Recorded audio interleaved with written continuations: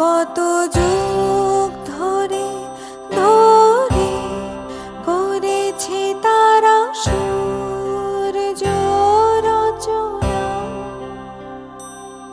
আর কত দূর ওই মোহনা, এ যে কুয়াশা, এ যে ছলনা, এই বঞ্চনাকে পার হলেই পাবে জনসমুদ্রের ঠিকানা। আলোর পথযাত্রী, এ যে রাত্রি, এখানে থেমো না।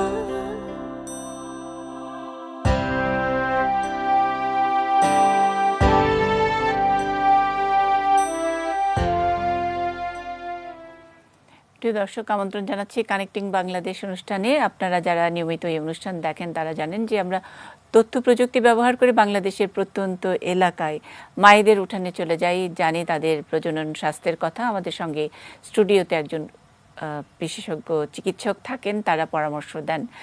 আমরা এই করোনাকালেও সেই ধারাবাহিকতা বজায় রেখেছি এবং মায়েদের উঠোনে যাই। অনেক সময় যে স্বাস্থ্য কমপ্লেক্স বা যেখানে সেবা গ্রহীতারা, অর্থাৎ প্রজনন স্বাস্থ্যের ব্যাপারে যারা সেবা নেন অথবা সেবা দেন, তাদের আঙিনায় চলে যাচ্ছি এই কয়দিন ধরে বিশেষ আয়োজনে। আমরা আজকেও যাব সেরকম একটি প্রত্যন্ত জায়গায়, পঞ্চগড়ে। শুনবো এই করোনাকালে প্রজনন স্বাস্থ্য ব্যবস্থাপনাটা কেমন করে চলছে, কেমন করে দিচ্ছেন। আর স্টুডিওতে পেয়েছি এই প্রজনন স্বাস্থ্য সেবা দেবার জন্যে যারা আসলে দায়িত্বে নিয়োজিত, তাদেরই একজন আমাদের সঙ্গে আছেন ডক্টর আশরাফুন্নেসা, যুগ্ম সচিব এবং পরিবার পরিকল্পনা অধিদপ্তরের IEM ইউনিটের পরিচালক। স্বাগত জানাচ্ছি আপা আমাদেরকে। ডক্টর জিনাত সুলতান আমাদের সঙ্গে আছেন, সংযুক্ত হয়েছেন আমাদের সঙ্গে doctor Zinat Sultana, programme director BCCP। আমরা আরও পেয়েছি ডক্টর আবু সাঈদ মোহাম্মদ হাসানকে, তিনি UNFPA এর যৌন প্রজনন স্বাস্থ্য বিশেষজ্ঞ। অবশ্যই বাংলাদেশ UNFPA বাংলাদেশের যৌন প্রজনন স্বাস্থ্য বিশেষজ্ঞ। কিছুদিন আগে তিনি আমাদের স্টুডিওতে এসেছেন, কথা বলেছেন। ডক্টর মালিহা পারভিন আছেন আমাদের সঙ্গে জুম কানেক্টে, তার কাছ থেকেও শুনবো। পাবলিক হেলথ স্পেশালিস্ট এবং FDSR স্বাস্থ্য উপদেষ্টা। আমরা আগে বলেছি প্রত্যন্ত এলাকায় যাব, শুনবো সেবা দাতা এবং সেবা গ্রহীতাদের কথা। সাবিহা কবির আছেন, উপজেলা পরিবার পরিকল্পনা কর্মকর্তা, পঞ্চগড় সদর, এবং তার সঙ্গে ডক্টর মাহফুজা আক্তার আছেন, মেডিকেল অফিসার, পঞ্চগড় সদর। আমরা তাদের কাছেও শুনবো।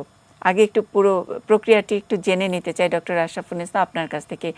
IEM ইউনিট কিভাবে এই পরিকল্পনাগুলো করছে করোনাকালে, এই প্রজনন স্বাস্থ্য সেবাটা একেবারে আনইন্টারাপ্টেড রাখার জন্য, অথবা আরও বেশি তো অ্যাগ্রেসিভ হয়েছে, নানান কিছু নতুন নতুন ভাবনা এটার মধ্যে যুক্ত হয়েছে।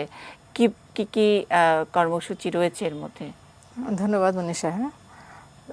আমাদের পরিবার পরিকল্পনা অধিদপ্তরের IEM ইউনিট মূলত পরিবার স্বাস্থ্য পরিবার কল্যাণ মন্ত্রণালয়ের অধীন। করোনাকালীন এই সময়টাতে আমাদের যে প্ল্যান্ড অ্যাক্টিভিটিসগুলো ছিল সেখান থেকে কিন্তু আমরা সরে এসে নতুন করে করোনা মোকাবেলা করে আমাদের কার্যক্রমগুলোকে পরিচালনা করছি। তার মধ্যে IEM ইউনিট থেকে যে কাজটি করা হয় সেটি হচ্ছে জনগণকে ইনফরমেশন দেওয়া, তাদেরকে ইনফরমেশনের মাধ্যমে তাদেরকে শিক্ষিত করা এবং সচেতন করে তোলা, সেই সঙ্গে তারা যেন সেই কাজটি করতে উদ্বুদ্ধ হয় সে মোটিভেশনটা দেয়া। যখন আমাদের মধ্যে এই করোনা আসলো সেটা প্রস্তুতি আমাদের ছিল না, কিন্তু করোনাকালীন সময়ে আমরা জনগণকে সচেতন করার জন্য বিশেষ করে পরিবার পরিকল্পনার যে সমস্ত কার্যক্রমগুলো রয়েছে সেই কার্যক্রমগুলোর মধ্যে আমরা সরাসরি গিয়ে যে কাজগুলো আগে করা যেত এখন সেগুলো যেহেতু সম্ভব হবে না, সেখানে আমরা বিভিন্ন প্রচার মাধ্যমকে ব্যবহার করছি। তার মধ্যে উল্লেখযোগ্য, আমরা শুরুতেই কিন্তু জনগণকে কোভিড সম্পর্কে, করোনা ভাইরাস সম্পর্কে তথ্য দেওয়ার জন্য টিভির স্ক্রলে তাদেরকে তথ্য দিয়েছি যে তাদের কী আচরণ করতে হবে। সোশ্যাল ডিস্টেন্সিংয়ের কথা বলছি, সামাজিক দূরত্বের কথা বলছি, আমরা হাত ধোয়ার কথা বলছি, তারপর আমরা বলছি যে একজন আরেকজনের সংস্পর্শে যাবে না, এটা একটি ছোঁয়াচে রোগ। বিশেষ করে গর্ভবতী মা, কিশোর কিশোরী যারা আছে তাদেরকে সচেতন করার জন্য প্রথম আমরা টিভিতে স্ক্রলের মাধ্যমে মানুষকে অভিহিত করেছি। পরবর্তীতে আমরা এর উপর ভিত্তি করে একটি টিভি কমার্শিয়াল তৈরি করেছি, যার মাধ্যমে আমরা করোনার কালীন যে সচেতনতামূলক নির্দেশনগুলো আইইডিসিআর এবং আমাদের স্বাস্থ্য পরিবার কল্যাণ মন্ত্রণালয় দিয়েছে, তাছাড়া মাননীয় প্রধানমন্ত্রী কিন্তু 31টি নির্দেশনা দিয়েছেন। এই সবগুলো সহই কিন্তু আমরা তাদেরকে জানানোর জন্য আমরা আমাদের মাধ্যমগুলো ব্যবহার করছি। এখানে তো অনেক রকমের অ্যাক্টিভিটি আছে, কিশোরী ক্লাব, তারপরে এমনি আমরা যারা যেগুলো অভ্যস্ত দেখে সবসময় আমরা দেখি যে যারা পরিবার পরিকল্পনা মাঠ পর্যায়ে যারা এই সহযোগিতাগুলো দেন, মানে মাঠ কর্মী আগে যাদেরকে আমরা চিনতাম, তাদের মাধ্যমে একটা ক্ষেত্র তো তৈরি আছে মোটিভেশনের। একদম আপনারা মানে এটা তো 50 বছর বাংলাদেশের জন্য 50 বছর ধরে যতদিন পরিবার পরিকল্পনা অধিদপ্তর হচ্ছে তখন থেকে সেই কাজটা চলছে। আর এর কারণে কি এই করোনার সময়ের বাড়তি ইনফরমেশনটুকু বা তাদেরকে মোটিভেট করতে কি একটু সুবিধা হচ্ছে? যেমন করোনার কালে তো বাড়তি ইনফরমেশনের মধ্যে আপনারা তো বলছেন যে এই সময় তো আমরা যেহেতু ভাইরাসটা জানি না, যেন কেউ প্রেগনেন্ট না হয়, এটা আপনারা প্রথম এটা কি আপনারা একটু ফলো আপ করেছেন যে কতখানি সফল, কতখানি মানে মোটিভেশনের জায়গায়? আমরা মোটিভেট করছি আমাদের পরিবার পরিকল্পনার যে মাঠ পর্যায়ে কর্মীরা রয়েছেন তাদের মাধ্যমে এই মুহূর্তে প্রেগনেন্সিটাকে যেন তারা না নেন সেই ব্যাপারে তাদেরকে মোটিভেট করা হচ্ছে, মোটিভেশন দেওয়া হচ্ছে। কারণ প্রেগনেন্সিটা যদি অনেক হাই ফিভার হয়, অনেক জ্বর হয়, তাহলে তো তার মিসক্যারেজ হতে পারে। এই ধরনের যে ঝুঁকিগুলো রয়েছে সেই ঝুঁকিগুলো যেন তারা না নেয় এই সময়টাতে, এবং সহজেই কিন্তু তারা মানে মুভ করতে পারছে না, যেটা এখন আমাদের গণপরিবহন বলেন বা আমাদের চলাচলের যে মাধ্যমগুলো সেগুলো রেস্ট্রিক্টেড হয়েছে। সে কারণে তাদেরকে বলা হচ্ছে যে এই মুহূর্তে ঝুঁকিটা না নিতে। তাছাড়া কিশোর কিশোরী যারা রয়েছে তাদের জন্য কিন্তু আমাদের সরাসরি নির্দেশনা হয়েছে এই যে প্রজনন স্বাস্থ্য বিষয়টি, সেটা তাদের জন্য আমরা নির্দেশিকা দিই, গাইডলাইন দিই এবং বিভিন্ন ধরনের তথ্য উপাত্ত তাদের কাছে আমরা প্রেরণ করি। আর বিশেষ করে আমাদের মা ও শিশু কল্যাণ কেন্দ্রে বাংলাদেশে প্রায় এখন 603টি আমাদের কিশোর কিশোরী কর্নার রয়েছে, সেখানে কিন্তু কিশোর কিশোরীদেরকে আমরা তথ্য দিয়ে উপাত্ত দিয়ে সহযোগিতা করছি। সেটা যে এতদিন ধরে তো তথ্য সহযোগিতা নিচ্ছে, সার্ভিস নিচ্ছে, কিছু কিছু তারা কন্ট্রাসেপটিভ সেগুলো নিচ্ছে, অনেক ডিভাইস নিচ্ছে, সে কারণে এক ধরনের আস্থা তৈরি হয়ে গেছে। এই আস্থার জায়গায় নতুন মোটিভেশন অনেক সহজ হচ্ছে। এবং আমাদের কিন্তু প্রতি বছরই এই যে কাজগুলো হয় তার উপর ভিত্তি করে কিন্তু আমরা রিসার্চ করি এবং আমরা কিন্তু এটার ফাইন্ডিংসটাও নিয়ে ফার্দার আমরা কি ধরনের নিতে আসে নতুন ইনোভেটিভ আইডিয়াগুলো আমরা জেনারেট করি। আচ্ছা, মানে এক ধরনের নির্ভরশীলতা তৈরি হয়েছে, আস্থাও তৈরি হয়েছে। এই আস্থার কারণে অনেক কিছু আসলে খুব সহজে করা যায়। এবং বাংলাদেশে কিন্তু মাতৃমৃত্যু, শিশু মৃত্যুর হার কমেছে, শিশুদের এই যে টিকাদান কর্মসূচিটা বিশেষভাবে সফলতা লাভ করেছে 100%। আর মাতৃমৃত্যু এটা তো বাংলাদেশ বারবারই পুরস্কৃত হচ্ছে। মাতৃমৃত্যুর ক্ষেত্রেও কিন্তু আমরা বলেছি সরকারের কিন্তু সুনির্দিষ্ট কর্মপরিকল্পনাই রয়েছে, যেখানে আমরা বলছি এসডিজি 2030 সালের মধ্যে বর্তমানে 169 জন মা মরে যায় প্রতি লাখে, সেখানে আমাদের টার্গেট হয়েছে 100 জন কমানো, মানে 2030-এ গিয়ে মাত্র প্রতি লাখে 70 জন মা মারা যাবে। সেরকম করে কিন্তু আমাদের কর্মসূচিগুলো গ্রহণ করা হয়েছে। আমরা প্রাতিষ্ঠানিক ডেলিভারি বৃদ্ধির কথা বলছি, আমরা মায়ের পুষ্টির কথা বলছি, মাকে সচেতন হতে বলছি, তাকে তার সন্তান বিরতিতে গ্যাপটার কথা বলছি, তার ফলাফলটা কি, সুফলটা কি, বাল্য বিয়ে না দিতে বলছি। এই যে বিষয়গুলো সবগুলো মিলে কিন্তু এখন আমাদের এই যে জনস্বাস্থ্যের উপর একটা ইম্প্যাক্ট কিন্তু চলে আসছে। এবং এখন এই জনস্বাস্থ্যের উপরে এই করোনাকালীন জনস্বাস্থ্যটা যে সাবধানতা সেটা অনেকখানি মানে সহজ এবং আস্থার সঙ্গে আপনাদের সহজে মোকাবেলা করা যাচ্ছে এই সেক্টরটা। আমি আরো অন্যান্য বিষয় নিয়ে আপনার কাছে শুনবো একটু। ইউএনএফপি এর বাংলাদেশের যিনি প্রতিনিধি যৌন প্রজনন স্বাস্থ্য বিশেষজ্ঞ ডক্টর আবু সাইদ মোহাম্মদ হাসান, আমরা ডক্টর আশরাফুন্নেসার কাছে শুনছিলাম এসডিজির অর্জনের কথা।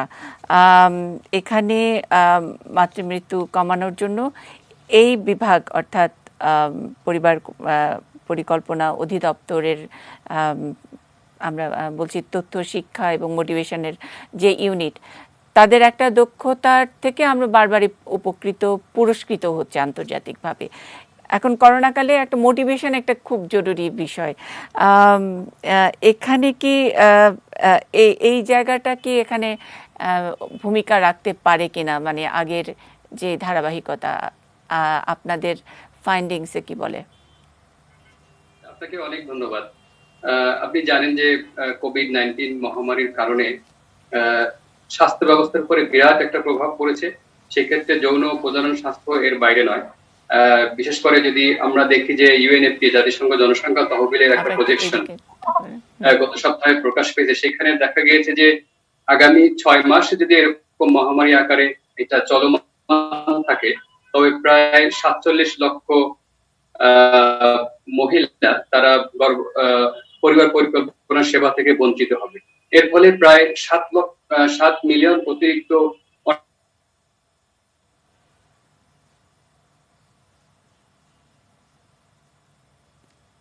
শুনতে পাচ্ছি। আমরা আবু সাইদ মোহাম্মদ হাসানকে আবারও শুনবো। একটু কি বলবো, নেটওয়ার্ক সমস্যা। জিনাত সুলতানার কাছে একটু শুনে নেই। করোনা আক্রান্তদের নানা রকমের অসুবিধার মধ্যে পড়তে হচ্ছে এমনিতে, আর গ্রামে গঞ্জে তো আরও বেশি। শহরে এই ট্রমাটা অনেকখানি বেশি, গ্রামেও কি তাই কিনা? যেটা বলছি যে করোনা হলে এক ধরনের ভীতি, অচ্ছুত ইত্যাদি।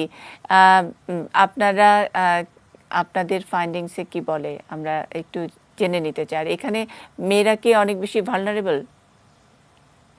প্রথমত হ্যাঁ, আপনার প্রশ্ন যদি নিয়ে আসি আমি, মেয়েরা ভালনারেবল কিনা, মেয়েরা করোনাতে ভালনারেবল কিনা এটা বলা মুশকিল। কারণ এখন পর্যন্ত আমরা যেসব তথ্য পাই, সেক্ষেত্রে ছেলেরা যেভাবে ইনফেক্টেড হচ্ছে তার সাথে আনুপাতিক হারে মেয়েদের ইনফেকশন রেটটা কম্পারেটিভলি কম। কিন্তু এর যেটা এফেক্ট হচ্ছে সমাজে, তাতে কিন্তু মেয়েরা অবশ্যই বিভিন্ন রকম ভালনারেবিলিটিতে পড়ছে। প্রথমে যদি দেখি, আমরা অনেকদিন ধরে কিন্তু গৃহে কাজ করছি, গৃহে বাসায় বসে সব কাজগুলো হচ্ছে, এবং যখন আমরা গৃহে থাকছি দীর্ঘ সময়, এতে গ্লোবাল যে ইনফরমেশন সেখানেও দেখি যে জেন্ডার বেসড ভায়োলেন্স বেড়ে গেছে। ফলে আমরা বাংলাদেশের তথ্য থাকুক কি না, এখন পর্যন্ত ভাবে জানি না আমি কোন তথ্য এসছে কিনা, কিন্তু আমরা ধারণা বুঝতে পারি সাধারণভাবে এটা বেড়ে যাওয়ার কথা। এবং তার পিছনে অনেকগুলো কারণ কিন্তু কাজ করে। কারণ আমরা যখন বাসায় অনেক সময় থাকছি, ফলে আমাদের কাজের চাপ বেড়ে যাচ্ছে। প্রত্যেকটি নারী যারা কাজ করছেন, সেটা শহরেই হোক আর গ্রামেই হোক, পরবর্তী আর তাছাড়া যদি বাড়িতে কোনো গর্ভবতী নারী থাকেন, তাহলে তার জন্য কিন্তু এখন একটা খুব কঠিন সময়। কারণ উনি রেগুলার চেক আপটা করতে পারছেন কিনা, যেতে পারছেন কিনা, কারণ এখন কিন্তু মোবিলিটির একটা প্রবলেম রয়েছে, সেবাকর্মীর কাছ থেকে সেবা নিতে পারার একটা ব্যাপার রয়েছে, সেখানেও কিন্তু তারা একটি সমস্যায় থাকে। ইভেন আমরা যদি পরিবার পরিকল্পনার কথা বলি, তাহলেও কিন্তু ওনারা যে মেথড গুলো ব্যবহার করেন, কিছু কিছু মেথড আছে কিন্তু সেবা দানকারীর কাছ থেকে নিতে হয়, সেখানে সেই মেথড গুলো টাইম নিতে পারছেন কিনা। এছাড়াও যদি আমরা বলি যে কোনো একজন নারী যদি একজন সহিংসতার শিকার হন, সেক্ষেত্রে যে ধরনের সহায়তার প্রয়োজন, সেই সহায়তাও কিন্তু এখন এই মুহূর্তে ওনার পক্ষে নেওয়াটা অনেক স্বাভাবিকের থেকে জটিল হয়ে যাচ্ছে, কঠিন হয়ে যাচ্ছে। ফলে অবশ্যই এসব ক্ষেত্রে নারীরা অনেক বেশি মানে তো যে যেটাকে বলা হচ্ছে যে ডোমেস্টিক ভায়োলেন্স, সেটা বেড়েছে, সেটা তো এরই মধ্যে অনেকেই কিন্তু নানা রকম তথ্য উপাত্ত বের করেছেন, গবেষণা করেছেন। করোনার সঙ্গে আরেকটা বাড়তি জিনিস, যে ভীতির কারণে মানুষের নানা রকমের কুসংস্কারের প্রতি আকৃষ্ট হওয়া, সেই কুসংস্কারটাও কি মানে কুসংস্কারের কারণে এই প্রজনন স্বাস্থ্য ব্যাহত হচ্ছে কিনা, সেই ব্যাপারটা কি আপনারা একটু দেখেছেন? করোনার কারণে কুসংস্কার ব্যাপক আকারে আছে। কারণ আমরা প্রথমে জানি এটা একেবারেই নতুন ধরনের ভাইরাস, এ সম্পর্কে আমাদের কাছে তথ্য খুব কম আছে এখন পর্যন্ত।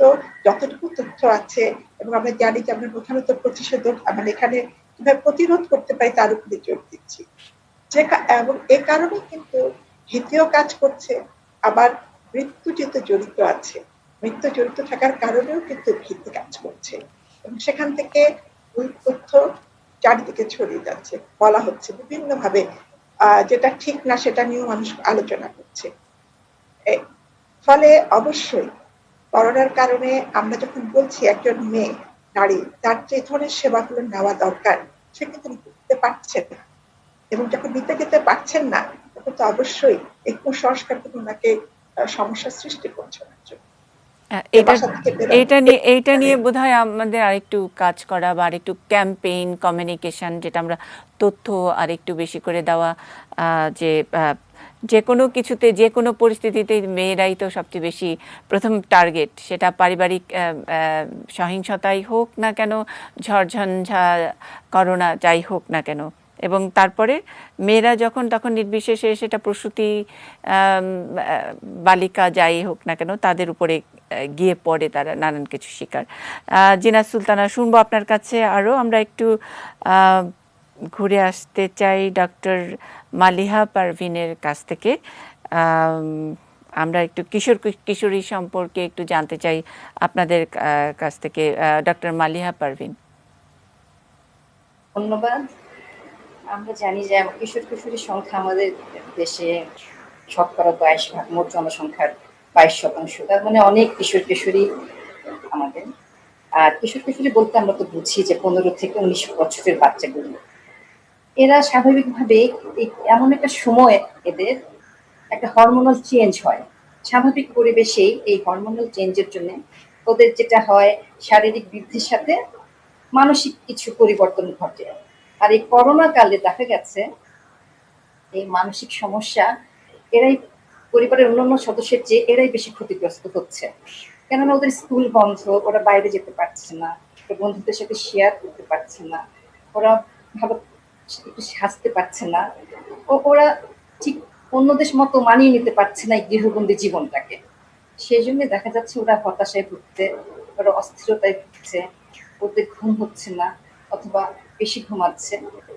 তবে এই সময় খুবই দরকার পরিবারের প্রত্যেকটা ব্যক্তির সহযোগিতা, বিশেষ করে মাকে। একটা কিশোরী হয় তার সাথে খোলামেলা সব আলাপ করতে হবে, সৃজনশীল কাজ এবং ধর্মীয় কাজে তাকে ব্যস্ত রাখতে হবে।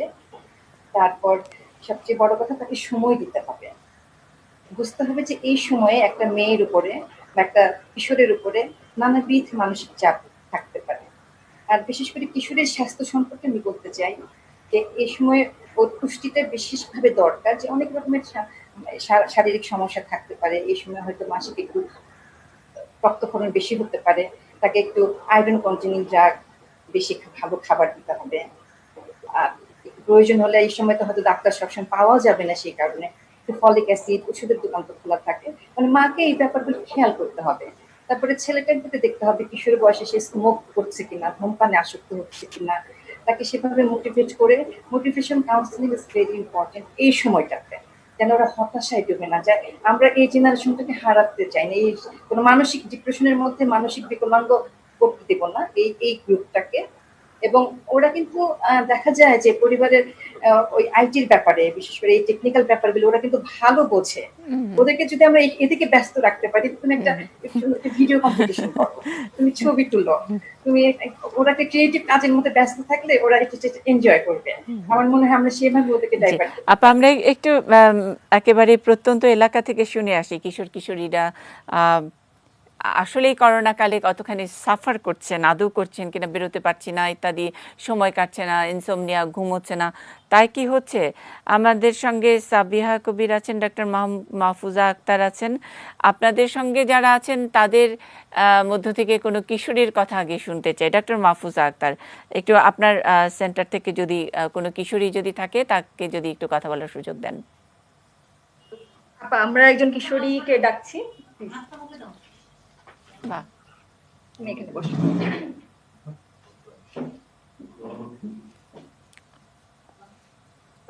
একটু নামটা শুনতে চাই একটু। আমি মোহাম্মদ আসমা আক্তার শিরিন। আচ্ছা, শিরিন কোন ক্লাসে পড়েন? আমি ক্লাস 10-এ পড়ি। 10-এ। আচ্ছা, এতক্ষণ ধরে কি আমাদের অনুষ্ঠানটা শুনছিলেন? দেখা যাচ্ছে ওখানে? জি জি, দেখতে আচ্ছা, পাচ্ছি আমি। আমরা মালিহা আপার কথা শুনছিলাম, ডক্টর মালিহা পারভিন। উনি যেটা বললেন যে এই সময় করোনার সময় অনেকেরই বোধহয় খুব মন খারাপ, হতাশা, বাইরে যেতে পারছি না, কি করব, ঘুম হচ্ছে না। আমি একদম কিশোরীদের অভিজ্ঞতা, মানে সকল কিশোরীদের, আপনার এলাকার আপনার বন্ধু বান্ধবদের সকলের তরফ থেকে আপনি একটু বলেন, আসলেই কি তাই হচ্ছে? জি আসলে কি তাই ভাল হচ্ছে। লাগছে না? একদম ভাল লাগছে না? সারাক্ষণ কি বাইরে যেতে ইচ্ছা করে? না সারাক্ষণ না, মানে বেশিক্ষণ ঘরে থাকলে অসহ্য লাগে, কিছু ভালো লাগে না। আচ্ছা। এন্ড বেশিরভাগ মাসিকের সময় বেশি ভালো লাগে না, সবকিছু অসহ্য লাগে, হুম। মাথা ব্যথা করে, পেট ব্যথা করে, আরো নানা ধরনের সমস্যা। মাসিকের সময় তো এমনিতেই তো বাড়িতে ঘরেই থাকতে ইচ্ছা করে, বা একটু মাসিকের সময় ঘরের বাইরে যেতে ইচ্ছা করে না, সেটা সব সময় আপনারা আমাদেরকে প্রশ্ন করেন। আজকে দেখি উল্টা প্রশ্ন। আচ্ছা, আর অন্যদের বন্ধুদের অন্য কোনো কি সমস্যা আছে, বা এই সময় স্কুল নাই, সবাই মিলে অনেক কিছু আলাপ করতে পারেন না, কিন্তু সেগুলো তো সেই আলাপগুলো সেরে ফেলার তো ব্যবস্থা আছে, তাই না? আপনারা তো ডাক্তার মাহফুজা আপার সঙ্গে যোগাযোগ রাখেন। আপনার কিশোরী ক্লাবটা কি রকম করে কাজ করে এখন এই করোনার সময়ে, একটু বলবেন? জি আমরা সবাই ভিডিও দেখি, তারপরে অনেক কম্পিউটার থেকে আমাদের দেখা, আমরা যে প্রোগ্রাম গুলো হয় স্কুলে, তারপরে আমাদের স্কুলে কিশোর প্রজনন স্বাস্থ্য থেকে কিছু কিছু প্রোগ্রাম হয়, এগুলো থেকে আমরা অনেক কিছু জানি এবং আচ্ছা। এগুলো থেকে আমরা জানতেও পেরেছি। আচ্ছা, আর কিন্তু আমার এখন একটা এই করোনার সময়কার তখন আপনারা আপনাদের এই যে স্বাস্থ্য, এই হাইজিন, এগুলো নিয়ে যখন আলোচনাগুলা, সেগুলা কি কেমন করে চলছে? জি সেগুলো খুব ভালো করে চলছে না, কারণ আমাদের মিটে দেখা হচ্ছে না, একে অপরের সাথে কথা হচ্ছে না। আমরা ফোনে যতটুকু পারি একে অপরের সাথে কন্ট্রাক্ট করে জানার চেষ্টা করি কে কিভাবে চলছি না চলছি এই করোনাতে। আচ্ছা, আর আপনার কোনো প্রশ্ন আছে কি ডাক্তার আপার কাছে? মালিহা পারভিনা আছেন, উনি হয়তো আপনাকে সহযোগিতা করতে পারেন। জি আমি কিছু প্রশ্ন করতে চাই। আচ্ছা, প্লিজ। হুম। আমার মাসিকের আগে সাদা স্রাব এবং মাসিকের পর এই যে পেট ব্যথা, মাথা ব্যথা এবং সবকিছু অসহ্য লাগে, আর করোনা ভাইরাসের ভয়ে আমার মানসিক চাপ বেড়ে যাচ্ছে, আমি এর পরামর্শ চাই। আচ্ছা, মালিহা আপার জন্য ওইটাই সবচেয়ে মানে জুৎসই প্রশ্ন মনে হয়, করোনা ভাইরাসের কারণে মানসিক চাপ এটা বেড়ে কি যাচ্ছে। আগে থেকে হতো এরকম নাকি এখন ইদানিং বেশি হচ্ছে? আগে থেকে এরকম হতো এই প্রবলেম গুলি, যে পেটে ব্যথা, মেজাজ খিটখিটে, তারপরে এই সমস্যাগুলি কি আগে থেকে হতো না এখন একটু বেশি হচ্ছে? বলছো তুমি যে এখন একটু বেশি হচ্ছে, তোমার এখন একটু করোনার বেশি সময় একটু হচ্ছে। বেশি হচ্ছে। আর এখানে তোমাকে একটা কথা বলি, তুমি সবসময় মানে করোনা নিয়ে চিন্তাটা, এখন আমি সব কিশোরীকে বলি বা পরিবারে সবসময় সারাদিন ওই কয়টা মারা গেল, আমাদের দেশে কত বেড়ে গেল, এটা নিয়ে দুশ্চিন্তা করার দরকার নেই। সারাদিন একবার দুবার খবর শোনো, কিন্তু ওই আর পরিবারের অন্যান্য সদস্যরা উচিত যে কোনো নেগেটিভ কথা, খুব শঙ্কার কথা, খুব আশঙ্কা, খুব ভয়ের কথা ওদের সামনে আলোচনা না করা, কারণ এটা অন্যান্য রোগের মতো। এটা তোমাকে সচেতন হতে হবে। তোমাকে যেটা করতে হবে, তুমি কিভাবে হাত ধোয়া, পরিষ্কার পরিচ্ছন্ন থাকবে, তোমাকে ভালো খাবার দাওয়া খাবে, দূরে দূরে থাকবে।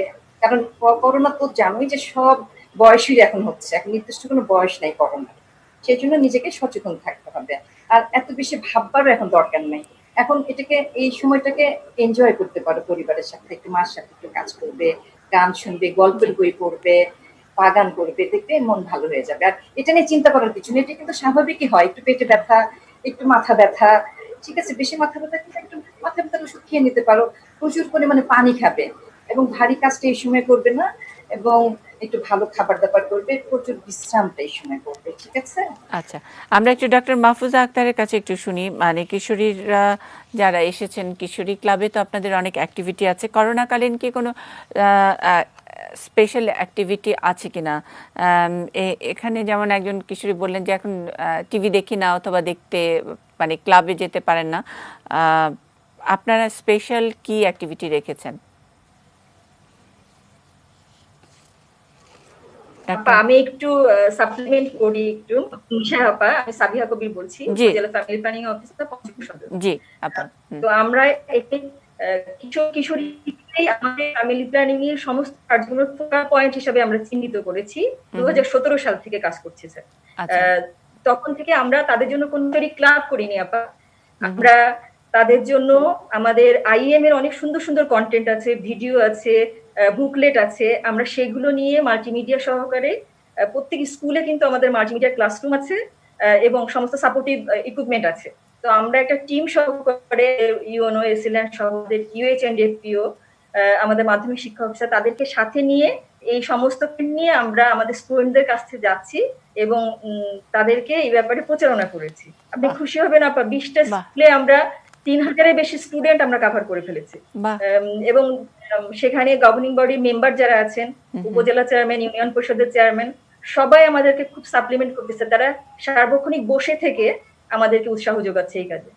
তো এটা এখন করোনা কালেও আমরা এটাকে হাইলাইট করে আমাদের যারা এসএসসিওমো, এফডব্লিউবি, এফডব্লিউএ আছে, তারা কিন্তু এই ব্যাপারগুলো তারা ফোনে এবং ইপিআই কেন্দ্রে, স্যাটেলাইট কেন্দ্রে এবং এফডব্লিউসিতে যারা আসছে সেবা নিতে, তাদের মাঝে তারা এই প্রচারগুলো কন্টিনিউ করছে এবং করোনা ভাইরাস সম্পর্কে স্পেশালি তারা বেশি বেশি করে তাদেরকে সচেতনতামূলক প্রচার চালাচ্ছে। বাহ, অসাধারণ অসাধারণ। ডক্টর মাহফুজা আক্তার যোগ করবেন কিছু সাবিয়া আপার সঙ্গে? জি, ধন্যবাদ আপনাকে। এর সাথে আমরা যখন স্কুল প্রোগ্রাম গুলো করি তখন আমরা করি কি, আমাদের ফোন নাম্বার গুলো দিয়ে আসি, যে কোনো সমস্যা হলে যেন হচ্ছে তারা আমাদের সাথে কন্ট্যাক্ট করতে পারে। যেহেতু এখন করোনাকালীন সময় এখন সেই প্রোগ্রাম গুলো আমরা করতে পারছি না, অনেকে আমাদেরকে ফোন করছে, যে কোনো সমস্যা নিয়ে আমাদেরকে ফোন করছে, আমরা অনেক মানে সমস্যার সমাধানের চেষ্টা করছি। আমার একেবারে ব্যক্তিগত কৌতূহল, আপা এখন আপনার সময় কিভাবে কাটে?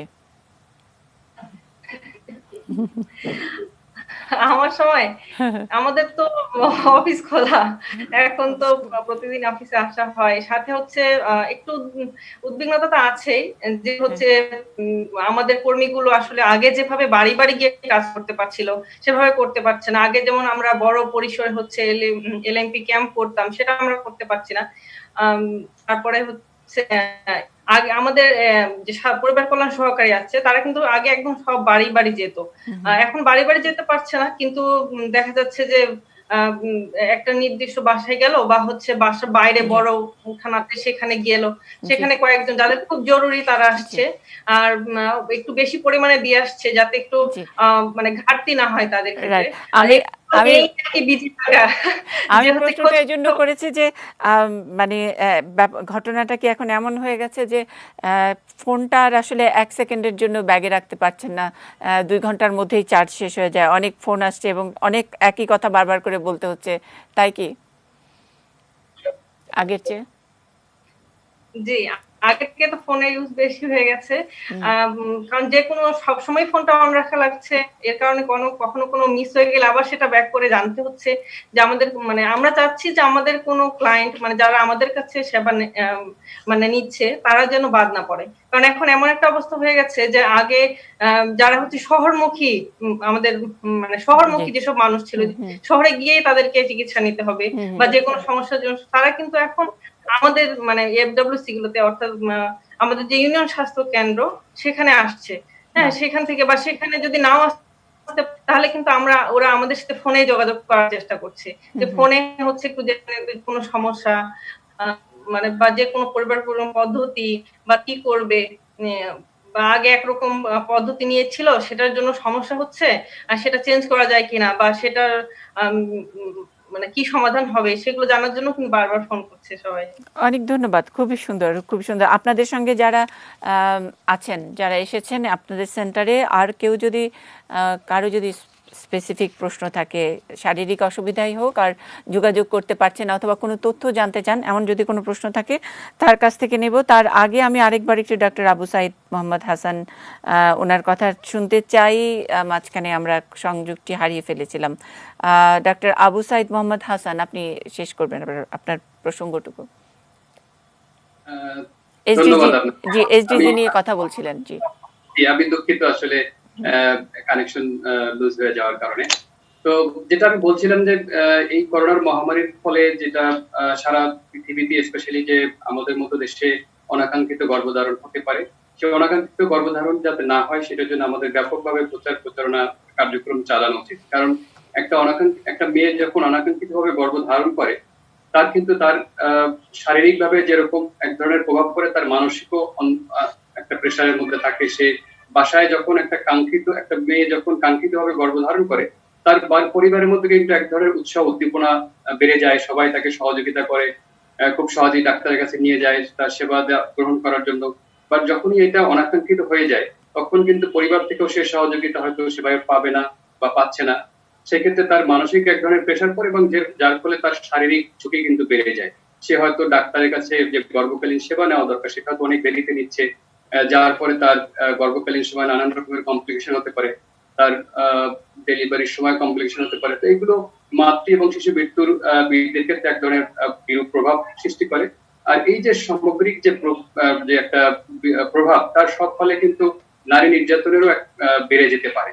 আর আরেকটা জিনিস আমাদেরকে একটু হাইলাইট করা দরকার, যে এই সময় কিন্তু বাল্য বিয়ের হারও বেড়ে যেতে পারে।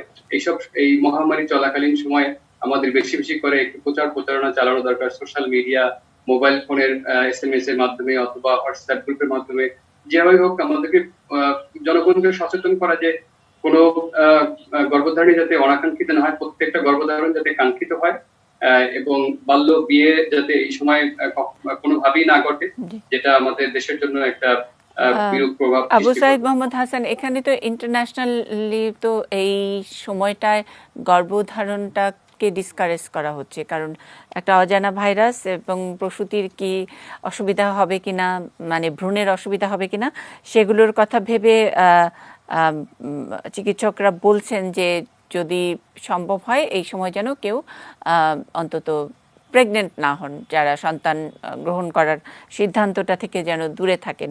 এই ব্যাপারে কি কোনো স্পেশাল ক্যাম্পেইন আপনারা শুরু করেছেন? মানে এই UNFPA একেবারে সেন্ট্রাল এবং তার সঙ্গে বাংলাদেশ চ্যাপ্টার। আপনি ঠিকই বলেছেন, কিন্তু একটা জিনিস আমাদেরকে মাথায় রাখতে হবে যে যেহেতু ভাইরাসটা একটা নতুন ভাইরাস, এটা আমরা এখনো জানি না যে এটা গর্ভকালীন সময়ে মায়ের শরীরের উপরে বা যে বাচ্চা জন্ম দেবে তার উপরে কোনো বিরূপ প্রভাব সৃষ্টি করবে কিনা, সেরকম কোনো এভিডেন্স এখন পর্যন্ত নাই। তবে এই ধরনের ভাইরাসের ফলে কিন্তু গর্ভকালীন সময়ে মায়ের কিছু শারীরিক জটিলতা হতে পারে, এবং ইভেন যে এই একই রকমের ভাইরাসের যে বিরূপ প্রভাব বাচ্চাদের ক্ষেত্রে পড়ে, সেটা কিন্তু প্রমাণ আছে।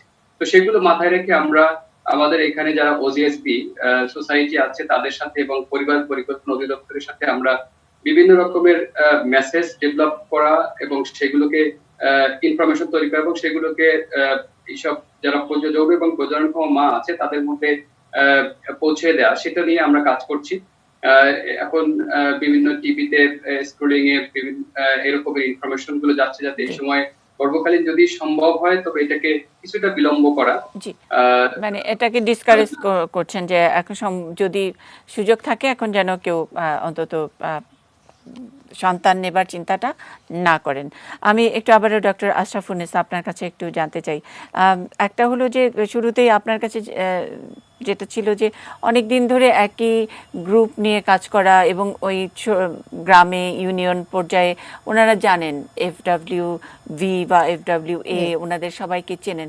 সুতরাং এখন আবার আমাদের এই সচেতনতা, তথ্য দেয়া, এর মধ্যে নতুন আরেকটি যোগ হচ্ছে। প্রথমত যে দুটি সন্তানের বেশি নয়, একটি হলে ভালো হয়। তারপরে হলো যে আপনারা এখন হলো ছেলে হোক মেয়ে হোক দুটি সন্তান যথেষ্ট। তার পরবর্তীতে নানা রকমের ডিভাইস, বাল্য বিবাহ করাবেন না, এইগুলা নিয়ে এক ধরনের আস্থা তৈরি হয়ে যায়। আর এখন গোটা বাংলাদেশে শুধু প্রসূতি মায়েদের জন্য না, শুধু কিশোরী নয়, গোটা বাংলাদেশের মানুষের হাইজিন সম্পর্কে একটা জ্ঞান দরকার, সচেতনতা দরকার। তো আপনারা এইটার পাশাপাশি এই যে প্রজনন স্বাস্থ্য ব্যবস্থা, এটা এখনো চালু আছে, স্মুথ আছে, এটার পাশাপাশি এই যে প্রোটোকলগুলো মানার কথাও বলছেন। আপনার কি মনে হয়, আমাদের তো করোনার সাথে মনে হয় অনেক দিনই বসবাস করতে হবে, তাই মনে হচ্ছে। আপনারা কি আপনাদের ক্যাম্পেইনের মধ্যে অন্তত এই মানে বিস্তৃত এলাকায় যেখানে আপনাদের মানে হাত আর কি যাতায়াত, সেখানে আপনারা এটাকে একটা বাড়তি দায়িত্ব হিসেবে পালন করবেন? হ্যাঁ, আমরা ইতিমধ্যে গ্রহণ করেছি। আমাদের কিন্তু স্বাস্থ্য ও ইউনিয়ন পর্যায়ে যে স্বাস্থ্য পরিবার কল্যাণ কেন্দ্র রয়েছে, সারা দেশে প্রায় ৪,৫০০ তারপর আমাদের উপজেলা পর্যায়ে আছে আমাদের মা শিশু কল্যাণ কেন্দ্র, জেলা এবং বিভাগ পর্যায়ে।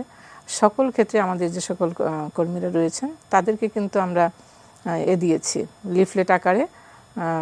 স্বাস্থ্য যে সচেতনতামূলক যে বার্তাগুলো এখন আমাদের স্বাস্থ্য ও পরিবার কল্যাণ মন্ত্রণালয় দিয়েছে, আইইডিসি দিয়েছে এবং মাননীয় প্রধানমন্ত্রী যেগুলো 31টা নির্দেশনা দিয়েছেন সবগুলো কিন্তু আমরা প্রচারের জন্য বলেছি। বিশেষ করে আমাদের আউটডোর ক্যাম্পিং যে মাইকিং করে করে বলার 35টা জেলাতে কিন্তু জোনে সেই কাজ চলছে সারা দেশব্যাপী।